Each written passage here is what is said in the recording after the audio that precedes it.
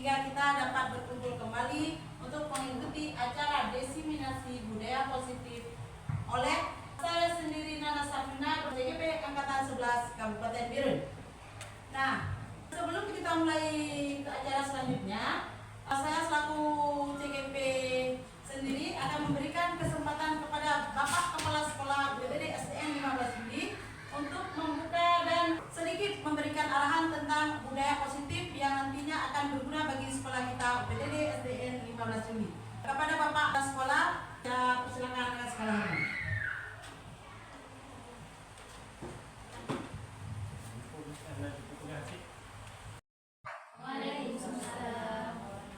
Syukur alhamdulillah, kita berikan kepada Allah. Salam dan salam kepada Nabi kita Nabi Muhammad SAW. Bapak Ibu, kita masuk di definisi budaya positif. Budaya positif itu budaya positif budaya yang bagus, kebiasaan yang baik di sekolah kita, untuk menggerakkan sekolah kita ke lebih yang baik ke depan. Jadi untuk itu kita harus bekerja sama untuk membangun budaya positif itu, tidak hanya dengan kata-kata, tapi harus kerja nyata, pegang benar kerja, menansib. Jangan hanya duduk diam lihat orang bekerja, kita hanya duduk. Sebenarnya untuk membangun sekolah kita itulah dengan budaya positif. Budaya positif ke siapa? Bukan hanya ke guru, ke lingkungan sekolah kita, ke siswa kita, termasuk nanti kalau nanti ada komite kita. Komite juga harus membangun budaya positif di sekolah. Jadi Bapak Ibu, saya nggak mau perpanjang karena waktu kita hanya sedikit, lebih kurang saya akhiri. Assalamualaikum warahmatullahi wabarakatuh.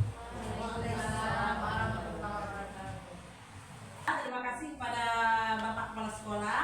Terima kasih juga atas arahannya. Benar sekali yang Bapak katakan tadi.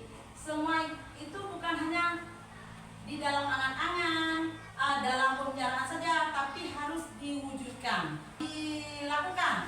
Jangan hanya duduk diam, harap sesuatu yang tidak pasti, tapi tunjukkan dan terapkan. Dimulai dari diri kita sendiri, tentunya, untuk kemudian baru diterapkan pada anak-anak. Setelah kita dengarkan dari Bapak Kepala Sekolah, nah sebelum kita lanjutkan ke acara kita selanjutnya, yuk kita bermain kepala tangan yuk. Ayo. Nah, sekarang coba kepalkan tangan ibu. Berhubung bapaknya nggak ada lagi. Dua tangannya. Iya, ibu. Lihat instruksinya. Sekarang coba kepalkan tangan ibu bapak. Nanti yang satu guru teman ibu guru coba membuka kepalan tangan ibu yang lainnya. Nah, berpasangan. Ibu yang satu kepalkan tangan, ibu yang satu lagi mencoba untuk membuka. Ayo, mulai. Aja sayang. Iya,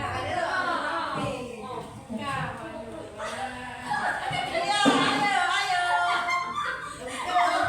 Mana sahabat? Ya.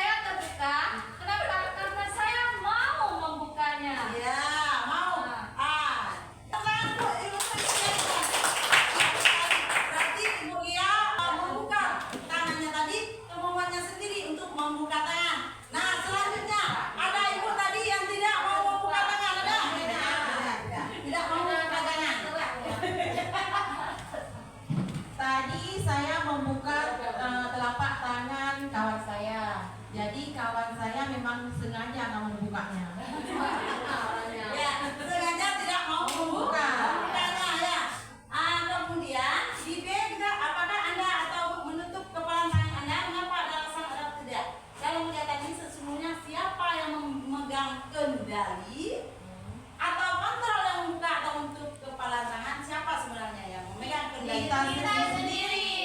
Kita sendiri. Ya. Oke, ibu-ibu hebat semuanya. Terima kasih. Bagus sekali, ibu-ibu hebat. Nah, kita lihat selanjutnya. Dari kejadian tadi, dari permainan yang kita mainkan tadi, kita bisa lihat sendiri 5 teori kontrolnya. Nah, bisa kita lihat ilusi guru mengontrol murid. Sama dengan permainan kita tadi. Sama dengan permainan kita tadi yang kita lakukan pada murid-murid kita. Nah, lihat, ilusi mengontrol murid pada dasarnya kita tidak dapat memaksa murid sesuai dengan kehendak kita. Oh ya. Seperti halnya di kelas. Misalnya, kamu harus begini, kamu harus begitu. Seharusnya tidak boleh. Tapi kadang kita juga sebagai guru mungkin yang masih belum terlalu memahami tentang gaya belajar siswa, kemudian dari apa sih sesungguhnya keinginan siswa kita tersebut, masih melakukan pengontrolan yang terlalu memaksa. Kemudian kita lihat mengontrol, kita dapat memaksa murid untuk berbuat sesuatu jikalau murid tersebut memilih untuk tidak melakukannya. Tadi Ibu Rami memaksa Ibu Sofiana untuk membuka kepala tangannya, tapi Ibu Sofiana Tidak mau. karena belum ada kesadaran dalam diri Ibu Sofiana untuk membuka kepala tangannya sendiri. Iya. Begitu juga dengan siswa kita. Kalau memang dia tidak mau, dia tak akan mau. Jangan kita paksakan. Ya. Nah, kemudian ilusi bahwa kritik dan membuat orang merasa bersalah dapat menguatkan karakter. Menggunakan kritik dan rasa bersalah untuk mengontrol murid menuju pada identitas gagal mereka belajar untuk merasa buruk tentang diri mereka. Mereka mengembangkan dialog diri yang negatif. Nah, kita kadang sebagai guru sebenarnya maunya dia mau berubah. Kita maunya berubah, tapi cara kita mungkin belum tepat. Dengan melakukan sesuatu yang membuat kita merasa bersalah dengan apa sesuatu. Misal, kata-kata itu biasanya keluarnya lembut sekali. Apa kamu nggak sayang dengan orang tua kamu, Padahal orang tua kamu sangat lelah pagi hari memasak untuk kamu, cari uang untuk kamu.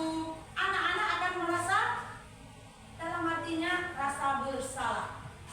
Sebenarnya rasa bersalah yang terus-menerus akan membunuh karakter si anak.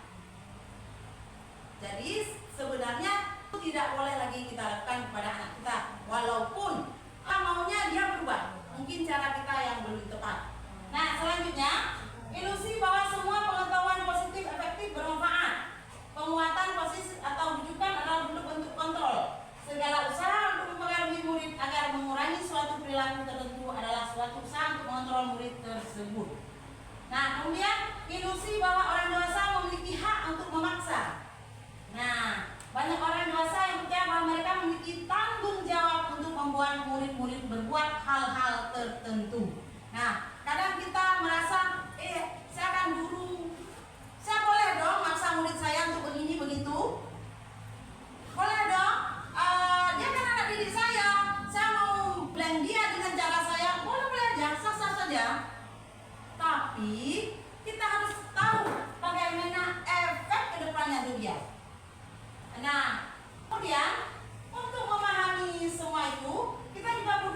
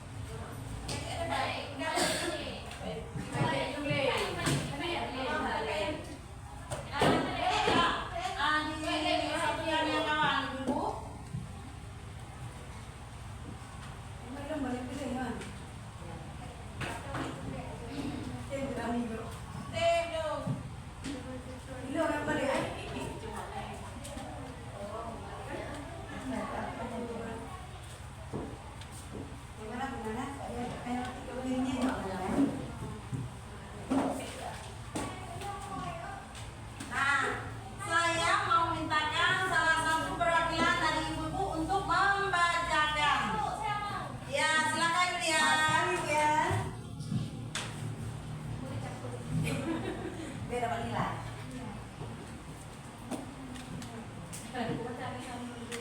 Selesai kan? Tadi kita ditanya kenapa budaya positif itu penting ya, Bu? Ya, kenapa budaya positif itu penting? Ada yang menjawab, saya menjawab, budaya positif itu sangat penting karena bisa terciptanya suasana yang aman dan damai bagi peserta didik dan mampu bertanggung jawab atas sikapnya sendiri. Selanjutnya, budaya positif itu penting supaya bisa menumbuhkan karakter anak. Dan selanjutnya supaya bisa menumbuhkan karakter anak. Dua lagi, Bu. Untuk menjadi kebiasaan dalam menumbuhkan karakter anak. Dan yang terakhir, kenapa kita butuh budaya positif di kelas? Sekolah budaya positif adalah nilai kebajikan yang menjadi karakter untuk menciptakan pembelajaran yang nyaman. Terima kasih Ibu. Alhamdulillah sesuai dengan yang dikatakan oleh budaya positif kita. Nah, langsung kita lihat. Jawaban dari ibu-ibu sudah bagus sekali dan tepat sekali. Memang harapan atau kenapa sih budaya positif itu harus ada? Budaya positif itu merupakan kebajikan ya, adalah nilai atau keyakinan dari kebiasaan di sekolah yang berpihak pada peserta didik sehingga peserta didik menjadi pribadi yang bijaksana dan bertanggung jawab. Nah, kemudian suasana positif sangat mendukung terlaksananya pembelajaran yang kondusif. Suasana positif akan membuat lingkungan belajar lebih menyenangkan sehingga proses belajar dapat berjalan tanpa beban dan tekanan, melainkan keinginan dan kesadaran dari dalam diri peserta didik. Kemudian, suasana positif juga akan membentuk karakter positif peserta didik sehingga akan menjadi budaya positif peserta didik di kesehariannya, ya, menjadi budaya positif yang dapat diterapkan langsung di lingkungannya. Nah, menurut Ibu, di sekolah kita UPTD 15 Juli, anak-anak kita sudah konsistenkah dalam melakukan budaya positif tersebut? Sudah. Alhamdulillah ya. Alhamdulillah, insya Allah ke depannya meskipun ada 1-2 peserta didik kita yang belum konsisten dalam menerapkan budaya positif itu, langsung nanti kita gerakkan untuk melakukan secara konsisten budaya positif di lingkungan sekolah kita. Nah, kemudian apakah makna disiplin? Boleh membantu saya, siapa yang membacakan, Bu Rami?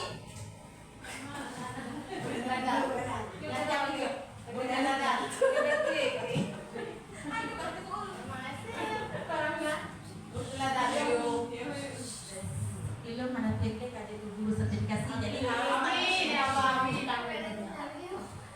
apakah makna disiplin? Dikutip dari Kemendikbudristek yang menerangkan bahwa disiplin berasal dari bahasa Latin disciplina, nggak bisa dibaca Bu Rafika itu bahasa Inggris, ya, yang artinya belajar. Kemudian makna asal dari kata ini berkonotasi dengan disiplin dari murid-murid. Lo karena kami ngomongin.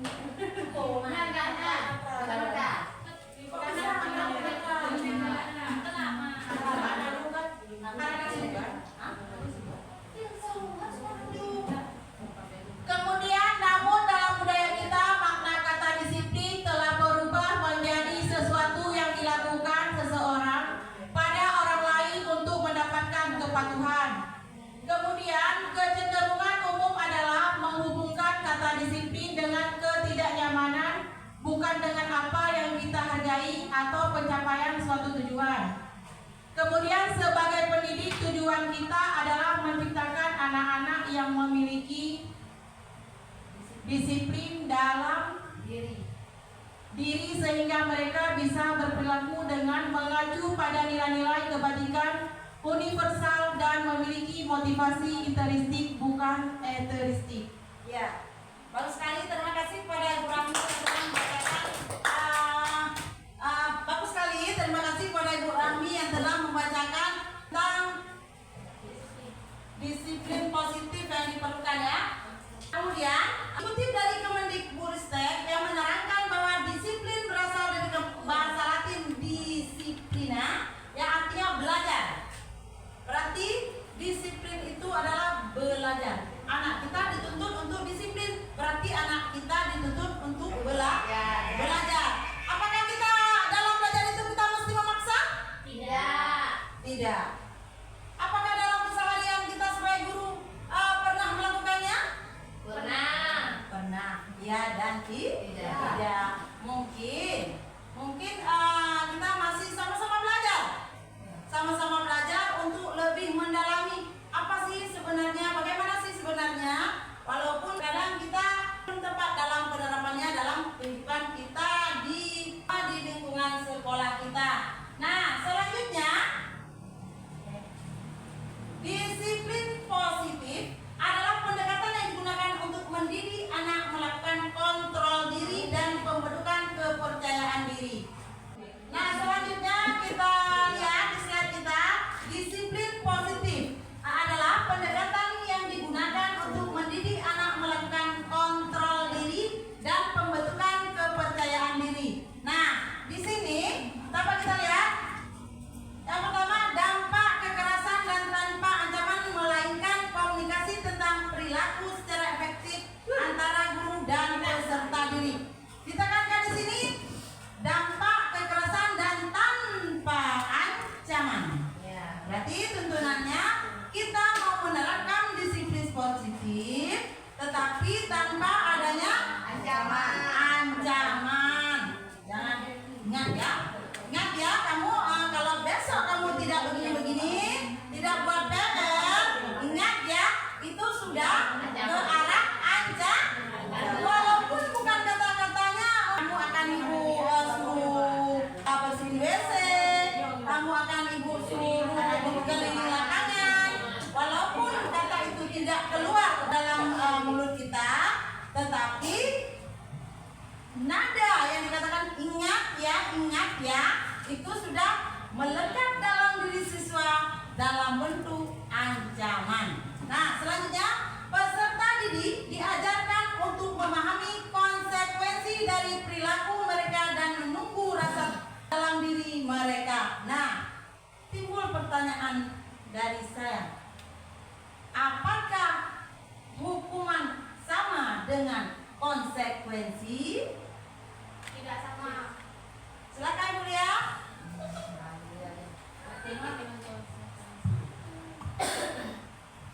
Kalau hukuman, kalau konsekuensi, kalau pendapat saya Bu ya, konsekuensi itu Boleh? Silakan.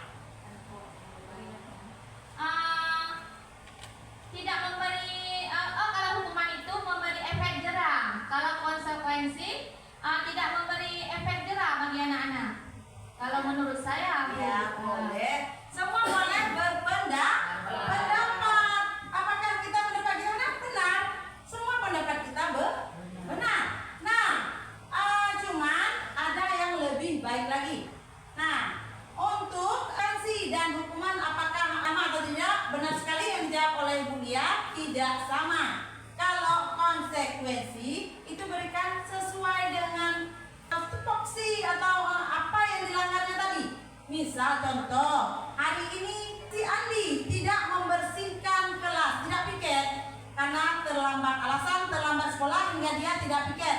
Jadi guru wali kelasnya memberikan konsekuensi atau sanksi pada dia. Konsekuensinya dia harus membersihkan sampah di depan kelasnya. Itu tidak termasuk hukuman karena sesuai. Dia tadi melanggar apa yang dilanggar? Tidak piket, membersihkan kelas. Sekarang konsekuensinya dia harus membersihkan di depan kelas. Itu sama ya, tidak melenceng. Kemudian kalau hukuman, misal hari ini Dewi tidak membuat PR. Jadi hukuman yang diberikan guru adalah membersihkan WC. Itu hukuman karena tidak sesuai dengan kesalahan atau dilanggar olehnya. Nah, selanjutnya menumbuhkan kesadaran serta memperdayakan peserta didik untuk melakukan sesuatu tanpa sogokan, ancaman atau hukuman. Nah, kita sebagai guru diminta untuk menumbuhkan kesadaran siswa dari dalam dirinya sendiri. Dia tumbuhkan sendiri. Kita sebagai guru hanya memotivasi agar kesadaran itu tumbuh pada diri si anak. Kemudian tanpa ancaman atau sogokan. No, kalau kamu mau besoknya mau berbuat ini, ibu kasih hadiah ini.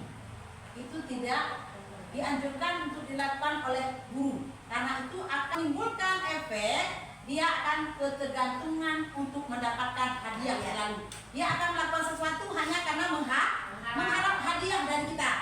Nah, itu tidak dianjurkan bagi kita guru. Kemudian ancaman. Kalau kamu besok tidak buat PR, nanti ibu hukum kasih berdiri di depan kelas satu kaki. Ya, satu kaki. Itu ancaman. Dia melakukannya juga terpaksa. Tidak ada bukan kesadaran dari dirinya sendiri. Terpaksa melakukannya karena takut. Nah, kemudian hukuman. Nah, hukuman yang kita berikan juga tidak dianjurkan.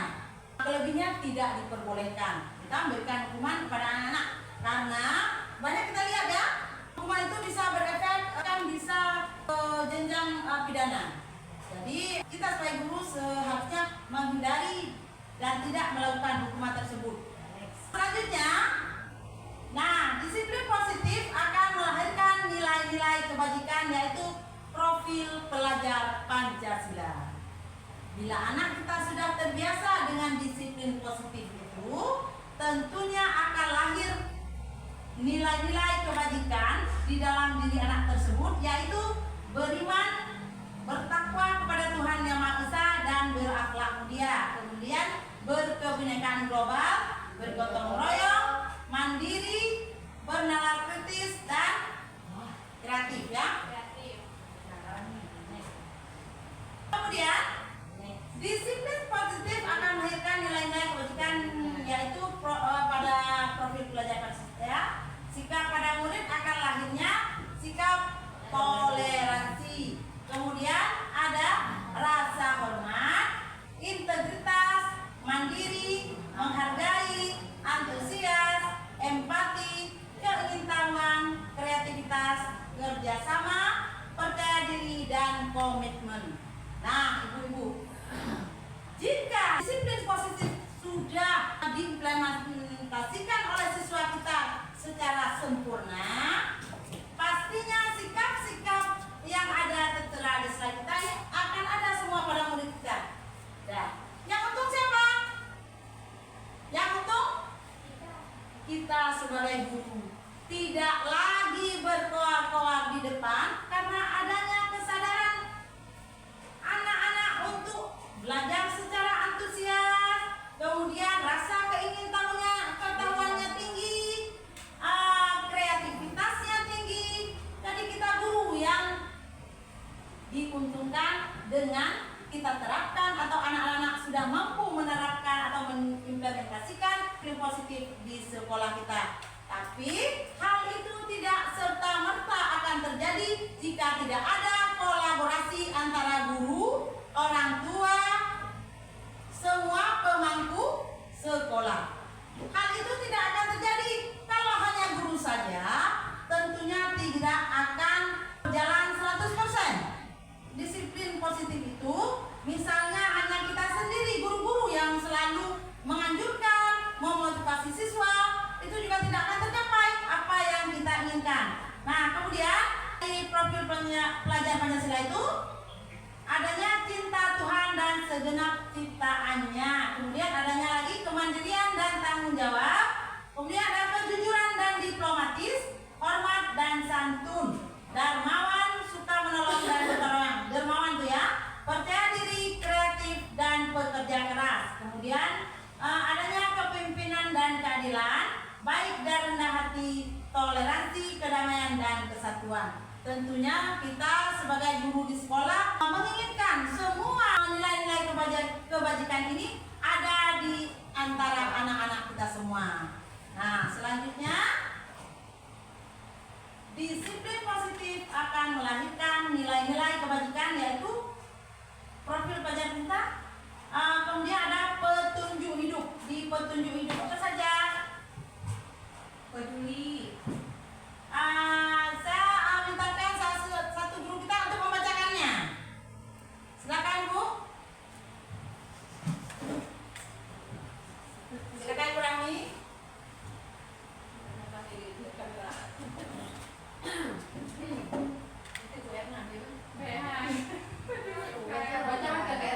Disiplin positif akan melahirkan nilai-nilai kebajikan, yaitu profil Pancasila.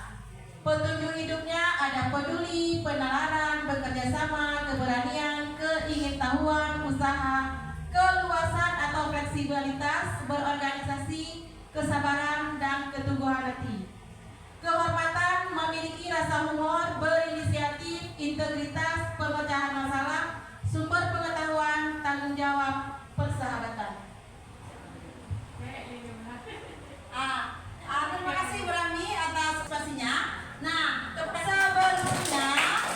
sebelumnya ibu-ibu, kita menginginkan semua nilai-nilai ini ada pada diri anak-anak didik kita. Nah, sebelum kita mulai kepada orang lain, kita juga harus melakukannya untuk diri kita sendiri. Kita ini merupakan role model Bu bagi anak-anak didik kita. Anak didik kita akan melihat kita setiap hari, bagaimana tingkah laku kita, sikap kita yang kita tunjukkan. Nanti itulah yang akan ditiru oleh anak-anak kita.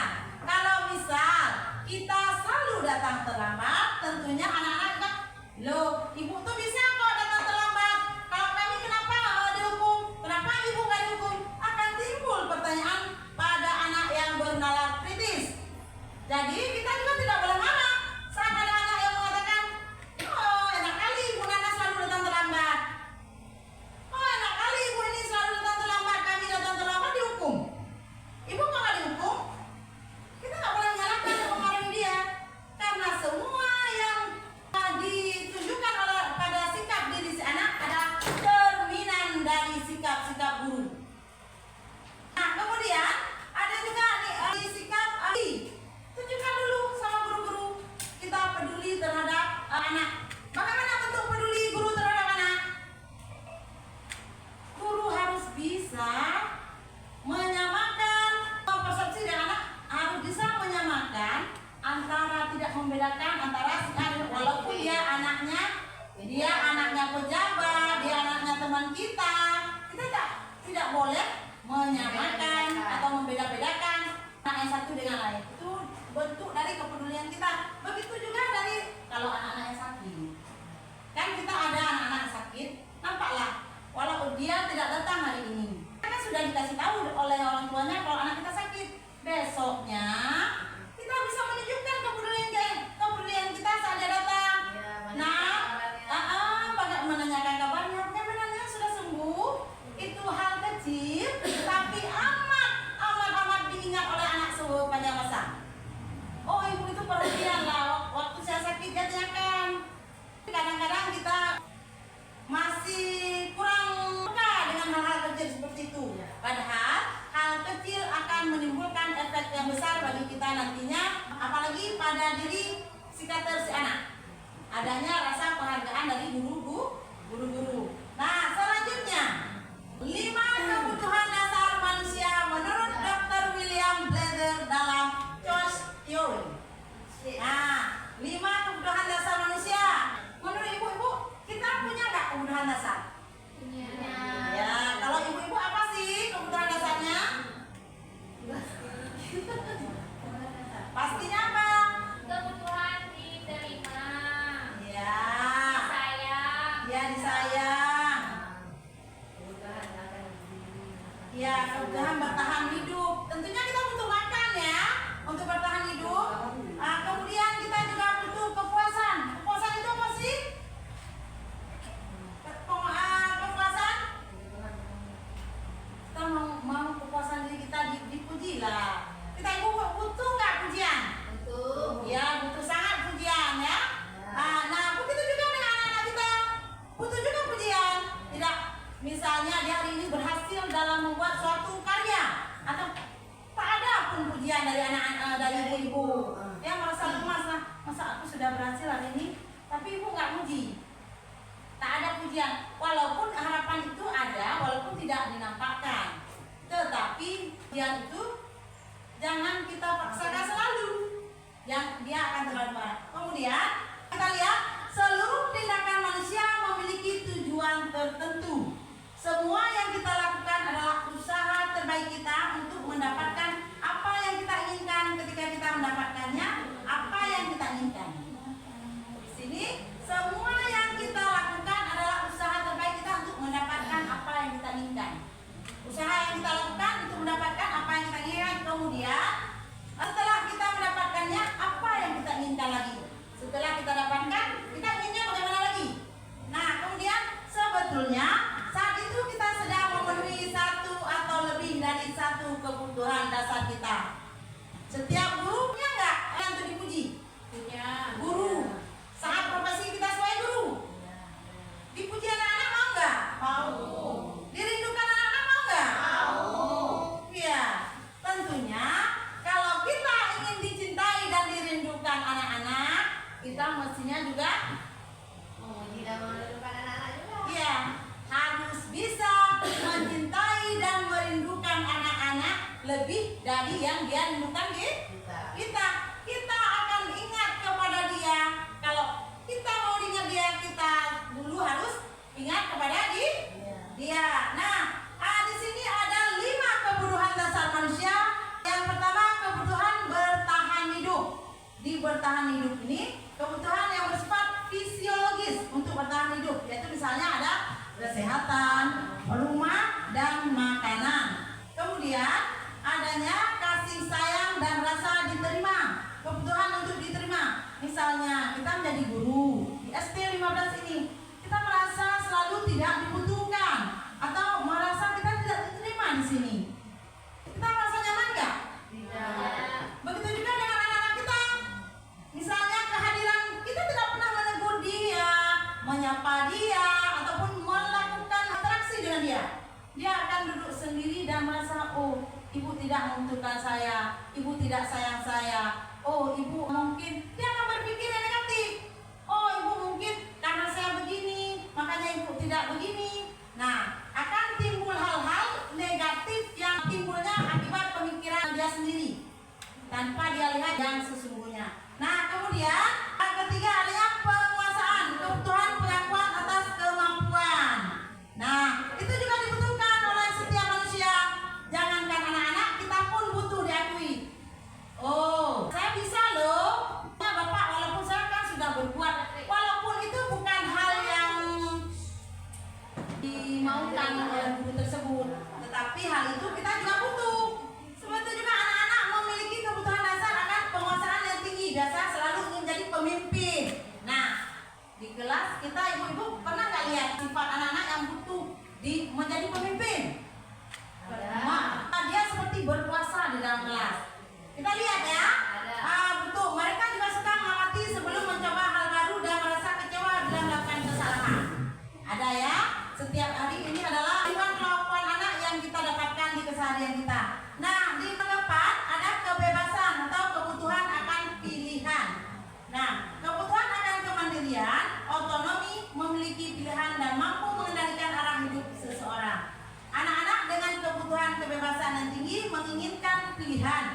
Mereka perlu banyak bergerak, terpengaruh orang lain, suka mencoba-coba, tidak terlalu terpengaruh orang lain, dan senang mencoba hal-hal baru dan menarik. Nah, sebenarnya anak-anak kita memang dituntut untuk memberi kebebasan kepada anak. Baik dalam gaya belajarnya, kita dimintakan untuk tidak memaksa anak dengan gaya belajar kita guru. Maunya kita guru, anak duduk yang rapi, duduk anak soleh. Gak boleh bergerak. Itu mesti teori ataupun praktek dari pelajaran zaman dulu. Kalau sekarang, tuntunan apalagi kita di kurikulum merdeka yang maunya kita memerdekakan anak dari segala bidang dengan bimbingan dan arahan kita tidak boleh memaksakan anak harus dengan gaya belajar kita. Duduk ya, anak-anak harus duduk rapi semua.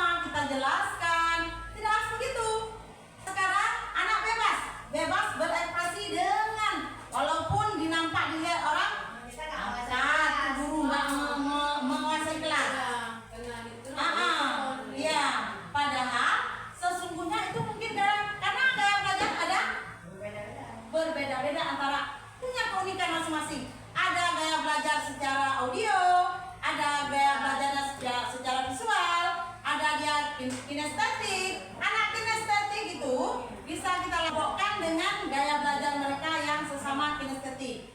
Visual nanti kita akan oleh kita dulu bagaimana kita dalam membimbing siswa agar pembelajaran di kelas kita lebih kondusif, tapi tanpa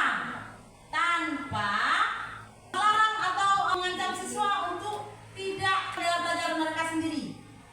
Kita bebaskan anak untuk belajar dengan gaya belajar mereka sendiri, tentunya dengan bimbingan dan arahan kita guru.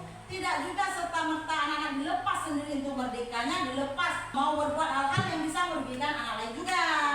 Tetapi tetap di kelas itu, walaupun kita bebaskan anak untuk memerdekakan dalam belajar, tentunya dengan koridor dan tanggung jawab kita guru untuk membimbing dan mengarahkannya.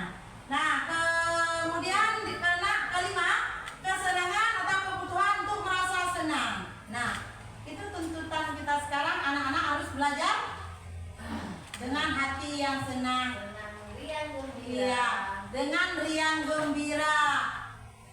Kalau kita sebagai guru tidak perlu malu-malu. Oh, malah saya nyanyi, suara saya nggak bagus. Di anak-anak bu, di anak-anak kita lah yang paling cantik. Di anak kita, coba tanya di kelas, cantik nggak ibu wali kelasnya? Pasti anak-anak bilang cantik. Yang paling cantik, walaupun kita lihat, oh ibu wali kelas itu cantik, itu sana masuk orang cantik, coba tanya di kelas itu, pasti dia akan bilang ibunya yang cantik. Seperti juga halnya di sekolah, di rumah, mana ada anak yang bilang ibunya nggak cantik? Pasti bilang ibunya cantik. Begitu juga anak-anak dalam belajarnya, dia akan merasa senang dengan gurunya sendiri, dengan wali kelasnya sendiri dia akan senang. Coba masuk ibu yang lain, pasti dia akan berulang. Dia akan lebih mencintai ibunya sendiri. Tentunya kalau di sekolah kita sebagai gurunya, tapi kita sebagai guru harus bisa menampilkan atau merangsang siswa untuk menarik terhadap kita. Tidak hanya terhadap wali kelasnya, waktu masuk kita dia nggak mau dengar. Itu tugas kita sebagai guru untuk menunjukkan kepada dia atau memperlihatkan sesuatu yang istimewa dari kita agar dia pun mau belajar atau tertarik dengan gaya belajar kita. Nah, selanjutnya ini yang saya rasa ini menarik untuk kita ketahui. 5 posisi kontrol kita. Ada di manakah kita? Nah, ibu-ibu, kalau melihat iklan kita tentang 5 posisi kontrol, apa sih yang terbayang di pikiran ibu? Terbayangkah itu sifat-sifat kita? Iya. Ada nggak ibu di posisi kontrol nomor 1? Ada. Kadang ada, kadang tidak bu ya. Kemudian 2, membuat rasa bersalah. Ada nggak kita di posisi itu? Ada. Kemudian 3, menjadi teman. Ada nggak? Nah, kemudian 4, di posisi pemantau. Ada nggak? Nah, kemudian yang selanjutnya manajer. Adakah kita di posisi manajer? Ada. Juga ada. Tapi walaupun kita memang mengakui ya untuk sekarang ini kita semua berada di kelima posisi ini ada. Tapi yang terbaik yang mesti kita lakukan adalah kita ada di posisi kelima. Nah, bisa nggak ibu berikan salah satu contoh di kelas-kelas ibu yang menunjukkan ibu sebagai penghukum? Nah, siapa yang mau berpartisipasi ini? Ada, Bu. Ya, silakan pilih dia. Udah. Ya, silakan ibu.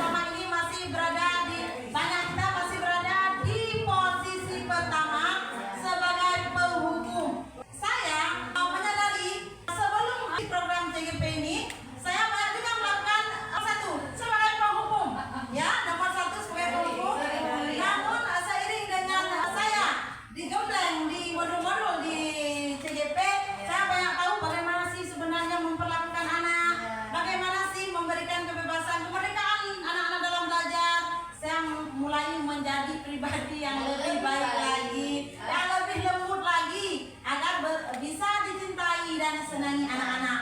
Nah, seperti yang Ibu Julia katakan tadi, ada kita beri hukuman, kadang-kadang anak memang kadang guru agak kesal juga ya, karena dia diberikan PR, dia saja yang nggak mau mengerjakan.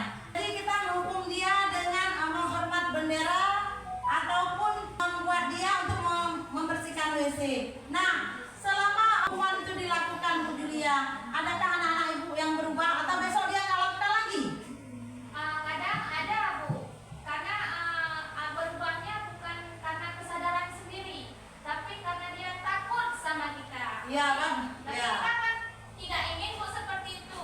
Yang kita ingin anak-anak berubah dengan kesadaran sendiri. Ya, bagus sekali. Ataupun tanggapan dari Bu Julia, memang betul. Anak itu maunya atau berubahnya karena rasa takut, bukan karena kesadaran sendiri. Jadi, hukuman itu tidak serta-merta dapat mengubah perilaku si anak. Nah, selanjutnya, membuat rasa bersalah. Adakah kita lakukan? Ada. Ibu di kelas 1 ada nggak melakukan rasa bersalahnya? Nah, misalnya Bu, ini Bu, biasanya kita melakukan rasa bersalah itu kita lakukan misalnya dengan pertanyaan yang nada rendah sekali. Nah, kamu kan tahu itu salah. Kamu nggak sayang sama mamamu.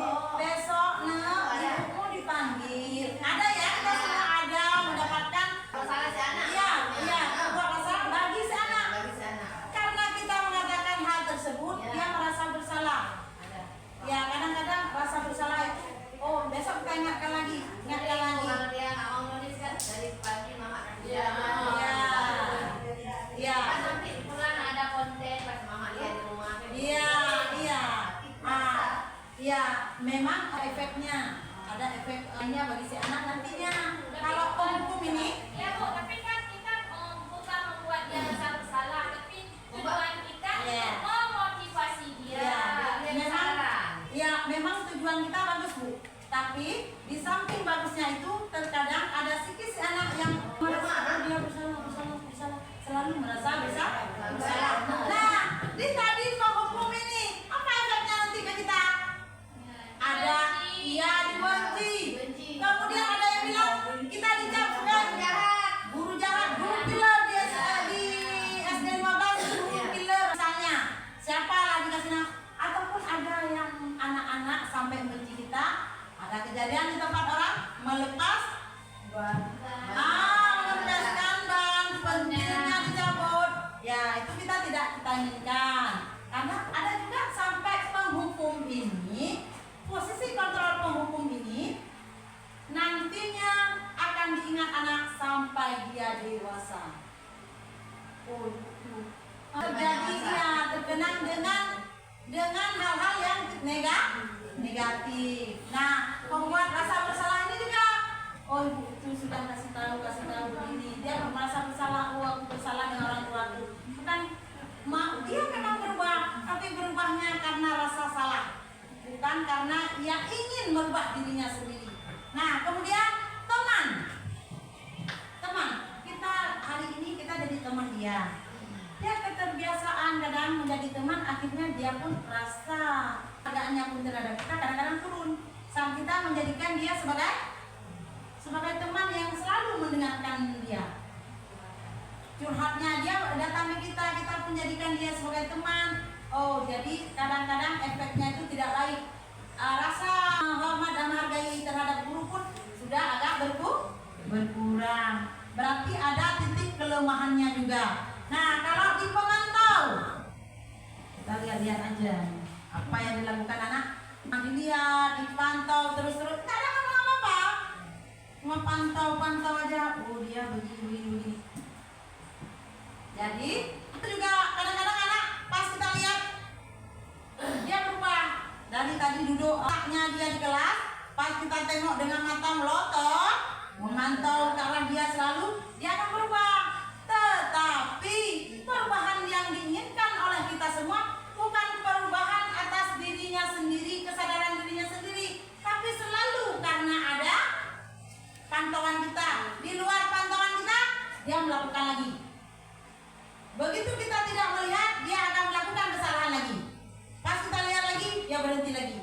Itu juga tidak bagus bagi si anak. Kemudian posisi manajer. Manajer ini adalah posisi yang sangat diharapkan ada pada guru. Di situ, di posisi manajer ini, semua hal-hal bagus akan ada di sini dalam menyelesaikan sebuah permasalahan. Misalnya, sebelum kita makimi, misalnya hari ini si Amina datangnya terlambat. Kalau kita penghukum langsung apa kalau anak terlambat? Menghukum dia dengan berbagai cara. Kemudian membuat rasa bersalah. Kenapa sih kamu tidak? Kamu nggak malu sama kawan-kawan kamu? Kamu selalu datang terlambat. Kan malu dibilang kawan begini-begini. Kan nanti mama juga yang akan malu. Nah, itu pembuat rasa bersalah. Kemudian teman, kamu kenapa begini-begini? Kan selalu ada. Sedangkan di posisi manajer, kita akan cari tahu dulu apa akar permasalahan dia hari ini terlambat datang. Kemudian kita tanyakan solusi apa sih yang sebenarnya kamu tahu nggak? Kenapa kamu melanggar hari ini? Aturan sekolah yang mana yang sudah kamu langgar?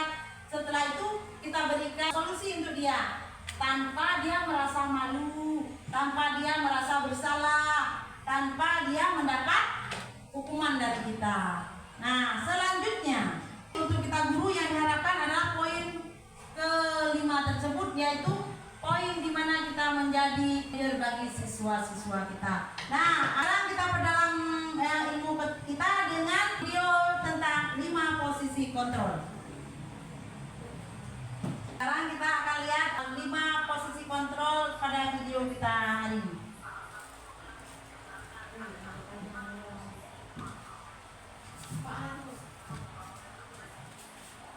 Pak Guru hebat. Dalam penerapan disiplin positif restitusi, salah satu program yang dikembangkan adalah 5 posisi kontrol. 5 posisi kontrol dalam restitusi adalah proses perjalanan seorang pendidik agar dapat mengenali dirinya. Pada video kali ini, kita akan membahas tentang 5 posisi kontrol yang dikembangkan oleh Diane Gosser dan contoh penerapannya.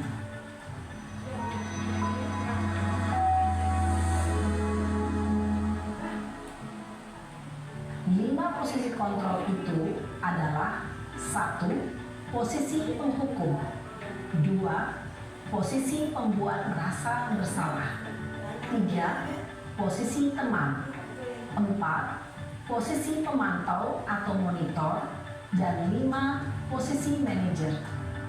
Untuk lebih memahami kelima posisi tersebut, mari kita saksikan kasus Naren yang terlambat hadir 20 menit di sekolah dan melihat bagaimana kelima posisi kontrol dalam menghadapi masalah tersebut.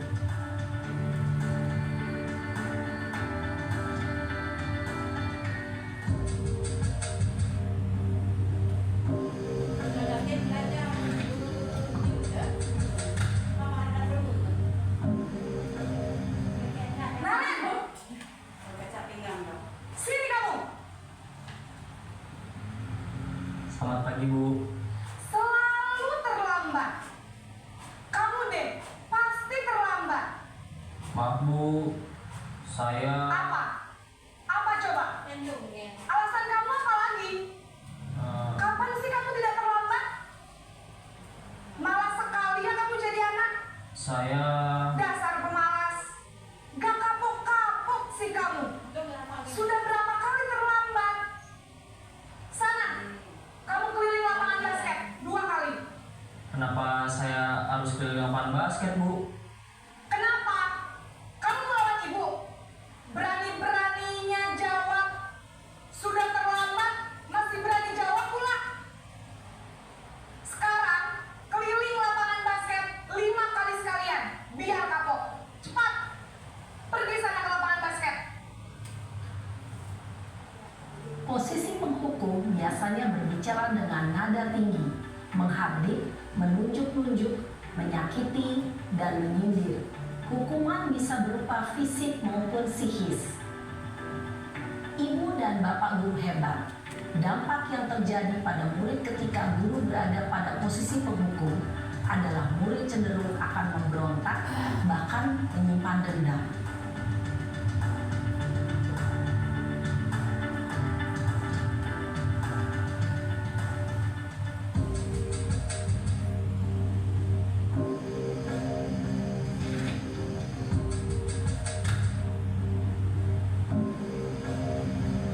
Naren,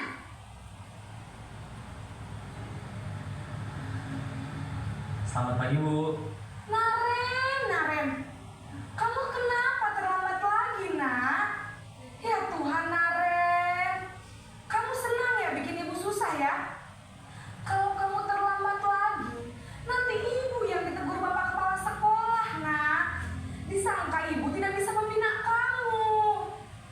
Duh, gimana ini? Maaf, Bu. Duh, Gusti Naren, kamu suka ya kalau ibu ditegur bapak kepala sekolah?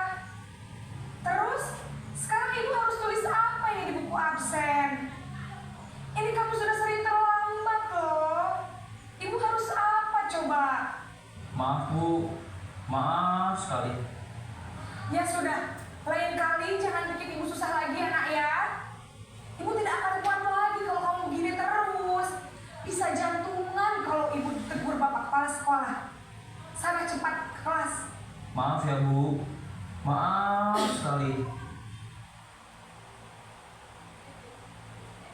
Posisi pembuat rasa bersalah berbicara dengan nada tenang, cenderung lembut.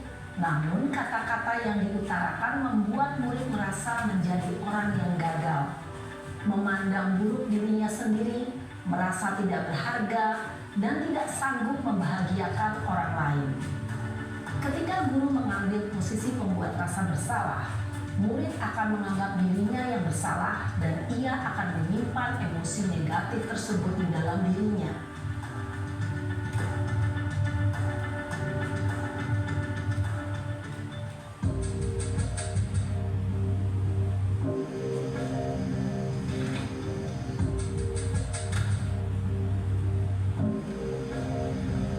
Naren,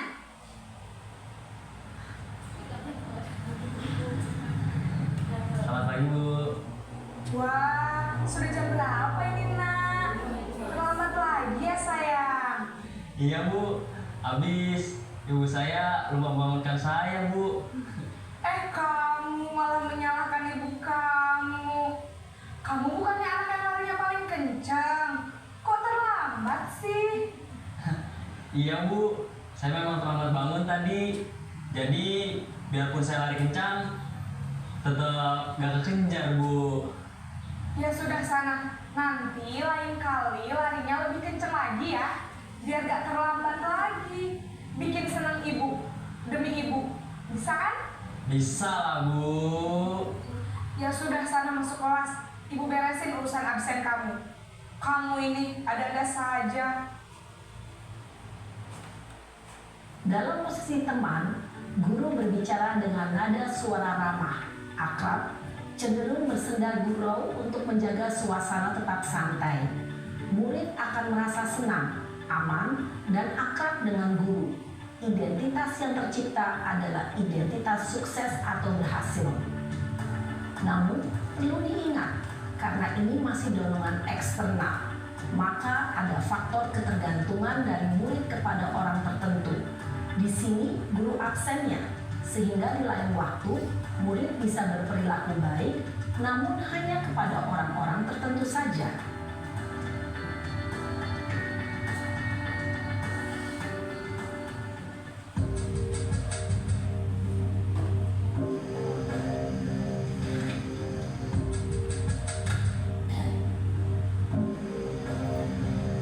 Naren,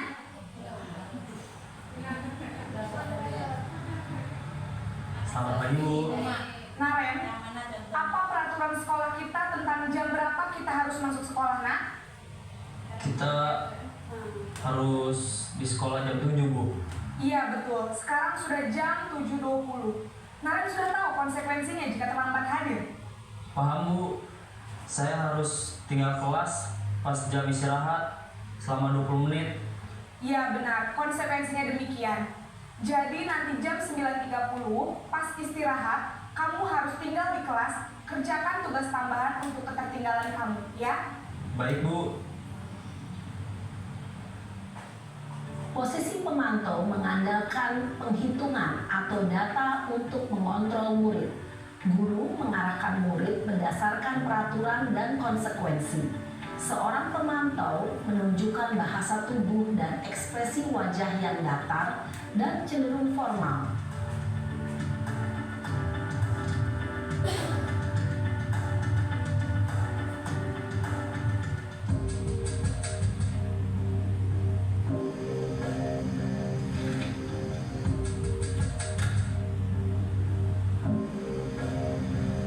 Naren!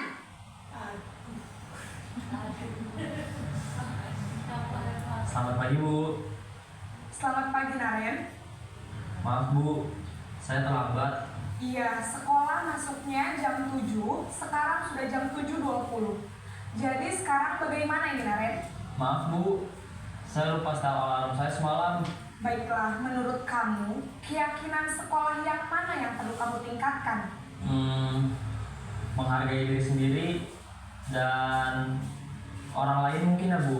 Setuju. Jadi, apakah Naren meyakini prinsip saling menghormati tersebut? Iya, Bu. Saya meyakininya. Apakah Naren bersedia memperbaiki masalah keterlambatan ini? Bersedia, Bu.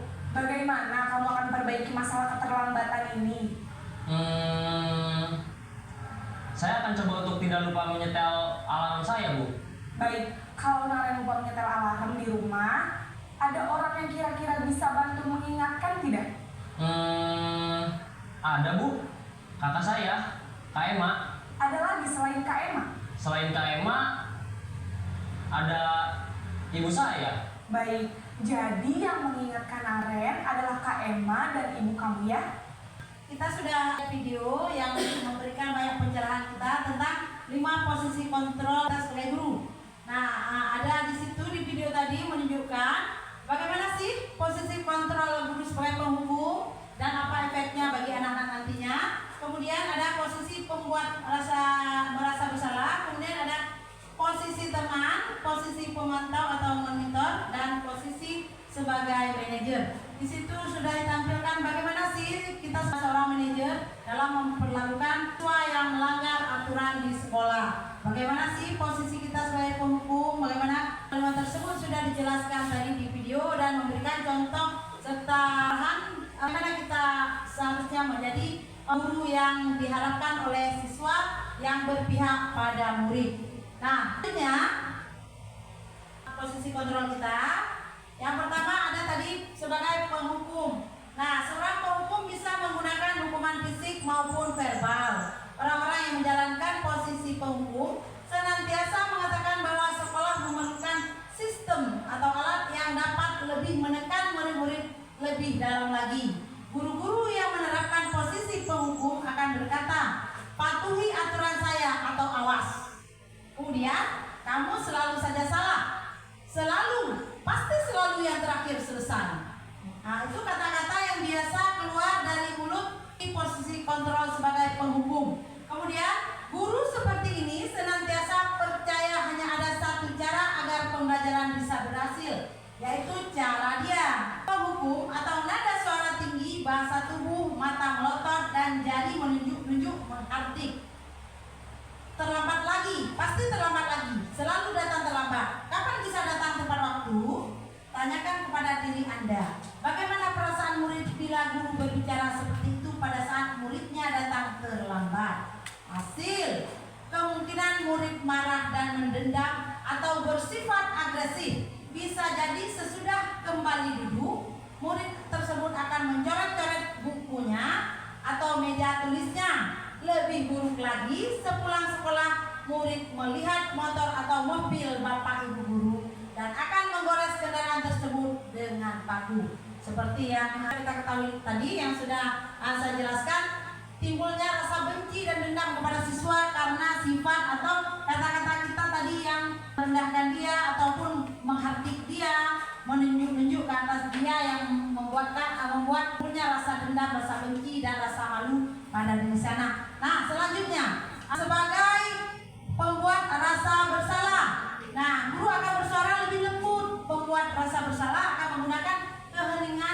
yang membuat orang lain merasa tidak nyaman, bersalah atau rendah diri. Kata-kata yang keluar dengan lembut akan seperti ibu sangat kecewa sekali dengan kamu.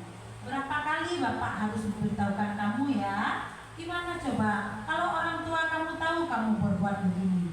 Nah, itu kata-kata yang biasa dipakai oleh guru sebagai pembuat rasa bersalah. Terdengarnya sangat lembut, tapi menusuk sampai ke hati siswa itu sendiri. Selanjutnya ada posisi kontrol sebagai teman. Pada posisi ini guru akan membuat siswa yang melakukan pelanggaran bicara sebagai teman, bicara dari hati ke hati antara dua orang teman. Memang dengan ada yang fair antara guru dengan siswa. Ayo bantulah demi bapak ya, seperti kita harap dan maunya dia berbuat karena kita. Jadi efeknya nanti dia berbuat hanya untuk kita saja.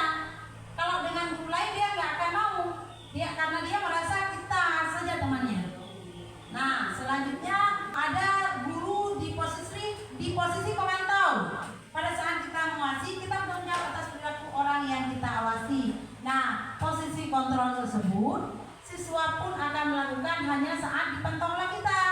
Apabila nanti kita tidak memantaunya lagi, siswa akan kembali seperti semula. Nah, yang terakhir, posisi yang sangat diharapkan atau dianjurkan bagi kita seorang guru adalah posisi sebagai manajer yang memperlakukan siswa dengan baik. Setelah dia gali dulu akar permasalahan anak yang melanggar tersebut, kemudian dicarikan solusi sehingga anak tersebut mau berbuat dengan keyakinan dia sendiri dan tidak menimbulkan rasa dendam, rasa malu, dan rasa benci kepada diri guru tersebut. Kita semua diharapkan sebagai guru untuk menjadi sebagai guru manajer bagi anak-anak semua. Jangan memakai posisi kontrol yang kurang tepat di keempat tadi, tapi berusahalah untuk menjadi seorang guru di posisi manajer. Nah, kemudian kita juga akan melakukan keyakinan. Mengapa keyakinan kelas? Mengapa tidak peraturan kelas saja? Nah, timbul pertanyaan di saya. Samakah peraturan kelas dengan keyakinan kelas? Bagaimana Ibu? Menurut yang sudah Ibu yakini semua, samakah peraturan kelas dengan keyakinan kelas? Bagaimana Ibu? Keyakinan kelas dengan peraturan kelas sama. Nah, coba kita lihat.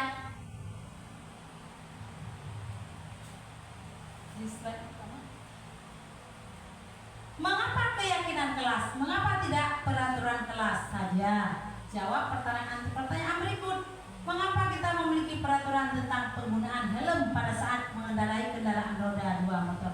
Nah, tadi Ibu kita jawab dulu. Jawaban Ibu tadi, keyakinan kelas dengan peraturan kelas itu sama. Nah, untuk saya jelaskan kembali, peraturan kelas dengan keyakinan kelas beda. Keyakinan kelas adalah sesuatu yang kita yakini, yang nantinya kita anggap menjadi lahirlah peraturan. Dari hal keyakinan kita lahir peraturan. Sedangkan peraturan adalah sesuatu yang harus kita lakukan, yang nantinya apabila tidak kita lakukan akan mendapat konsekuensi atau hukuman. Nah, misalnya kita jawab pertanyaan kita berikut ya. Nah, jawablah pertanyaan berikut. Mengapa kita memiliki peraturan tentang penggunaan helm pada saat mengendarai kendaraan roda 2 atau motor? Mengapa kita memiliki peraturan tentang penggunaan masker dan mencuci tangan setiap saat? Nah, ini menurut ibu-ibu dari pertanyaan ini, yang poin 1 ini, memakai helm saat berkendaraan itu termasuk ke dalam peraturan atau keyakinan? Peraturan. Karena bila kita langgar kita dapat konsekuensinya ya. Kemudian memakai masker dan cuci tangan setiap saat itu keyakinan kita? Keyakinan. Karena itu untuk diri kita sendiri untuk kesehatan kita. Nah, keyakinan kelas bersifat lebih abstrak daripada peraturan yang lebih rinci. Kalau peraturan itu lebih rinci dan konkret. Kemudian keyakinan kelas berupa pernyataan universal. Pernyataan keyakinan kelas senantiasa dibuat dalam bentuk positif. Keyakinan kelas hendaknya tidak terlalu banyak sehingga mudah diingat dan dipahami oleh semua warga sekolah. Nah, keyakinan kelas tidak harus banyak-banyak sekali, tapi sesuai dengan apa yang mesti kita lakukan di kelas. Tidak perlu harus poinnya sampai 20 keyakinan kelas. 10 saja boleh ataupun berapa poin aja boleh, tapi sudah mencangkup semua yang ingin dilakukan dan diyakini di dalam kelas tersebut. Nah, kemudian keyakinan kelas sebaiknya sesuatu yang dapat diterapkan di lingkungan tersebut. Terutama kita di lingkungan kelas kita masing-masing. Nah, kemudian selanjutnya semua warga sekolah hendaknya ikut berkontribusi dalam pembuatan keyakinan kelas lewat kegiatan curah pendapat. Nah, saat ibu-ibu saat melakukan keyakinan di kelas melibatkan anak-anak tidak? Melibatkan. Ya, apakah hasil nanti yang kita angkat di keyakinan kelas pendapat ibu atau pendapat anak-anak? Pendapat anak-anak. Ya, bagus. Memang itulah hal atau langkah yang mesti kita lakukan untuk keyakinan kelas haruslah hasil dari musyawarah atau curah pendapat antara guru bersama dengan siswa. Nah, selanjutnya teori motivasi hukuman dan penghargaan atau restitusi. Teori motivasi adalah teori dalam pembelajaran yang merupakan motivasi yang timbul dari diri seseorang. Tidak perlu adanya rangsangan dari luar, dari dalam diri seseorang sudah ada dorongan yang menimbulkan mereka untuk melakukan sesuatu.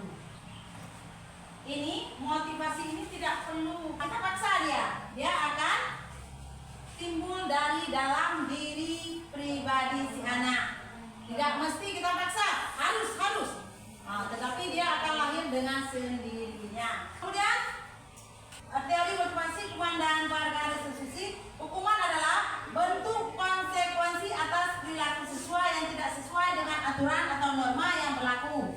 Hukuman dapat membentuk perilaku siswa agar lebih baik dan mengurangi perilaku negatif. Berhubung ini kayaknya suasana sudah agak melelahkan dan wajah-wajah ibu hebat kita, wajah-wajah ibu cantik sudah mulai nampak kelelahan.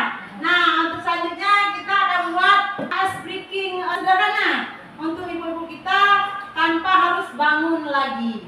Nah, nanti saya kasih aba-aba. Kita mulai dari kalau saya bilang pagi, tepuknya 1 kali. Kalau saya bilang siang, tepuknya 2 kali. Kalau untuk sore, tepuknya 3 kali. Nah, selanjutnya untuk malam kita nggak usah tepuk, kita langsung bagaimana kalau malam kita tidur boleh ya? Mulai siap? Siap. Ya, siap. Berarti masih kurang fokus ibu ya? Ya, pagi. Serentak ibu sayang. Pagi. Siang. Malam. Berarti masih ada ibu kita yang masih kurang fokus. Mungkin karena waktu ya mungkin sudah pada kelaparan ya. Ya, kita ulang. Habis itu kita boleh makan-makan ya. Nah, selanjutnya kita fokusnya ibu. Kita mau lihat ya fokusnya ya. Malam.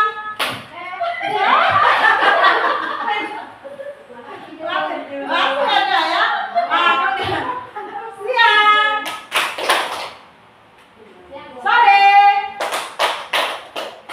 Pagi. Siang-siang. Berarti siang-siang berapa? Ya, 4 kali. Jadi kalau siang-siang jadinya 4 kali. Pagi-pagi. Ya, jadi 2 kali ya. Alhamdulillah semua sudah mulai fokus. Nah, kita lanjutkan dengan kita yaitu penghargaan. Apa itu sih penghargaan? Penghargaan adalah bentuk pengakuan atas pencapaian siswa dalam belajar. Memberikan penghargaan kepada siswa dapat meningkatkan motivasi belajar dan memberikan kepada siswa. Penghargaan juga dapat memotivasi siswa untuk terus berusaha dan lebih berprestasi. Penghargaan dapat diberikan dalam bentuk pujian, hadiah, atau bentuk lain yang sesuai dengan prestasi siswa.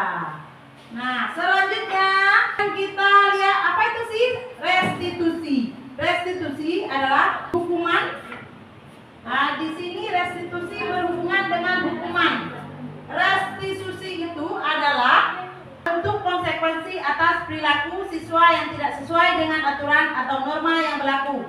Hukuman dapat membantu membentuk perilaku siswa agar lebih baik dan mengurangi perilaku negatif. Namun, hukuman juga dapat memiliki dampak negatif jika tidak diberikan dengan tepat. Misalnya, kita memberikan hukuman yang sesuai, misalnya dia mengatakan atau berkata-kata kotor. Kita bisa buat hukuman untuk dia atau konsekuensi untuk dia untuk membaca istighfar. Insya Allah kalau itu tidak akan menimbulkan rasa benci atau rasa marah terhadap si anak tentang hukuman yang kita berikan. Berarti hukuman tersebut tepat kita berikan untuk si anak. Nah, selanjutnya kita melihat segitiga restitusi. Segitiga restitusi itu adalah tahapan atau tindakan yang dilakukan guru yang bertujuan agar peserta didik dapat mencari solusi untuk masalahnya, dapat berpikir tentang orang seperti apa yang mereka inginkan, kemudian tahu bagaimana mereka harus memperlakukan orang lain, menjadi lebih memiliki tujuan, disiplin positif, dan memulihkan dirinya setelah berbuat salah, serta menjadi orang yang menghargai nilai-nilai kebajikan yang mereka percayai. Ini ada kita lihat contoh di video kita tadi tentang fungsi kontrol manajerial. Nah, kemudian inilah gambaran tentang segitiga restitusi. Nah, setiap permasalahan bisa kita gali dan cari akar permasalahannya. Nah, di sini ada kamu tentu punya alasan mengapa melakukan itu. Itu guru harus selalu menggali akar permasalahannya, kemudian dikaitkan adakah cara lebih efektif mendapatkan apa yang kamu butuhkan. Kemudian ada keyakinan kelas apa yang telah kita sepakati, kamu ingin menjadi orang yang seperti apa. Itu kata-kata atau masuk ke dalam validasi tindakan yang salah, menanyakan keyakinan, kemudian menstabilkan identitas. Di segitiga restitusi, kata-kata ini mesti kita terapkan.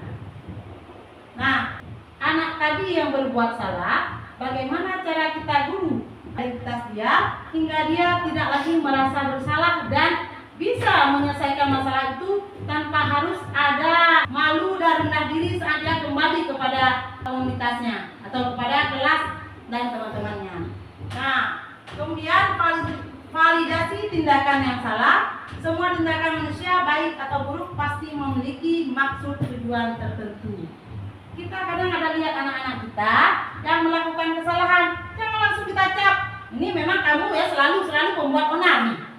Jangan dulu, kita tanyakan dulu, kita gali dulu. Kenapa sih dia berbuat begitu? Apa sih permasalahannya? Apakah ada kaitannya dengan lingkungan sekolah, lingkungan rumah? Mesti kita dalami lebih dalam agar kita bisa mencarikan solusi atau menyelesaikan permasalahan yang tengah dihadapi oleh anak didik kita. Nah, selanjutnya setelah kita lakukan tadi ada keyakinan kelas kita ya. Kita menanyakan keyakinan kelas. Dari kesalahan anak tadi kita tanyakan sebenarnya keyakinan kelas yang mana sih yang sudah kamu langgar?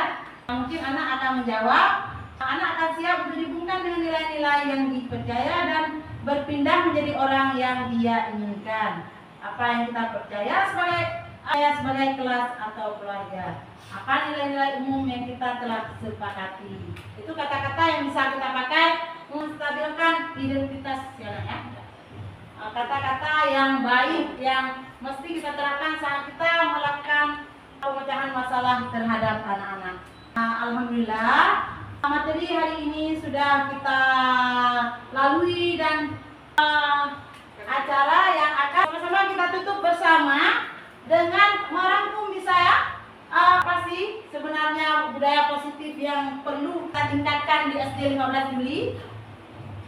Menurut ibu-ibu, budaya positif apa yang perlu kita tingkatkan di SD 15 Juli? Ya, ada guru kita menjawab 5S. Sudah ada ya di sekolah kita 5S itu memang selalu kita implementasikan, kita terapkan dalam keseharian kita bersama murid. Begitu juga murid dengan tamu-tamu yang datang, tapi mungkin belum konsisten. Jadi untuk kedepannya kita harapkan kita bersama dengan siswa kita mampu secara konsisten menerapkan budaya positif tersebut. Nah, terima kasih atas kolaborasinya kepada guru-guru hebat di UPTD SDN 15 Juli yang telah melakukan asinasi bersama saya sehingga acara kita terlaksana dengan baik sekali. Terima kasih ibu-ibu hebat. Salam guru penggerak dari saya. Harapkan untuk kedepannya guru-guru hebat di SDN 15 Juli termotivasi sehingga mampu untuk mengikuti program guru penggerak dan menjadi guru yang mampu untuk tergerak, bergerak, dan menggerakkan sekolah kita menjadi sekolah yang unggul nantinya, menjadi pribadi-pribadi yang lebih baik. Untuk itu saya akhiri. Wabillahi taufiq wal hidayah. Assalamualaikum warahmatullahi wabarakatuh. Waalaikumsalam.